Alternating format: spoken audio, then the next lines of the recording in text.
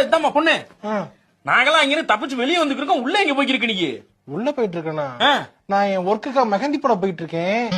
மெஹந்தி போட போய்க்கிருக்கியா? ஆமா. உன்னை இந்த மலையில மெஹந்தி போடுறதுக்கு கூப்பிட்டுருக்கானா? அவ எவ்வளவு இறக்கம் இல்லாத ஒரு ஆளா இருப்பாங்க. அவங்கள அப்படி சொல்லாதீங்க.